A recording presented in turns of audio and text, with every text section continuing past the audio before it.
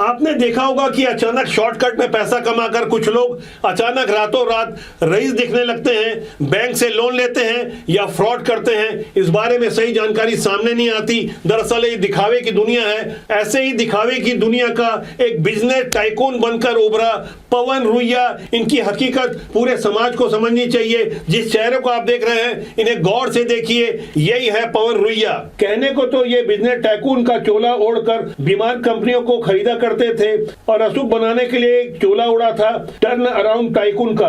यानी उनका दावा था कि वो डूबती और बीमार कंपनियों को खरीद कर उन्हें जीवन दान देते हैं, लेकिन हकीकत कुछ और थी।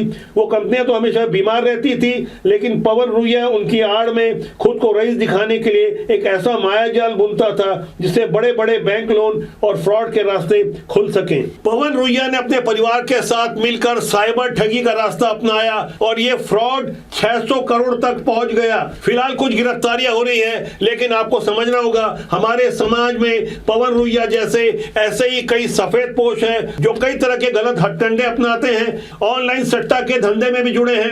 कई सफेद पोश नेता भी इसमें शामिल हैं। यदि मैं पवन रुइया के फ्रॉड की बात करूं तो इस आदमी ने लुभावने रिटर्न के लालच में फर्जी एपीके फाइलें और सबसे खतरनाक डिजिटल अरेस्ट का रास्ता अपनाया। शुरुआती जांच में ही पता चल गया कि इसने 300 करोड़ का गोलमाल किया था, लेकिन जांच आगे बढ़ी तो पता चला कि मामला 600 करोड़ से आगे तक पहुंच चुका है। काली कमाई का यह काम अकेला पवन रुइया का नहीं था, बल्कि उसका परिवार भी लालच के कारण इसमें शामिल हो गया था। उसकी पत्नी सरिता रुइया, बेटा राघव रुइया के अलावा उनकी बेटियां पल्लवी और साक्षी भी 168 फर्जी कंपनियां बनाकर साइबर ठगी यानी फ्रॉड का काम कर रही थी। ऐसे फ्रॉड करने वाले समाज में ढेरों हैं।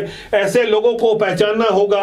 उनकी चमक दमक देखकर कई लोग प्रभावित हो जाते हैं और हमारा समाज भी पैसे के दम पर ही लोगों की औकात तौलता है।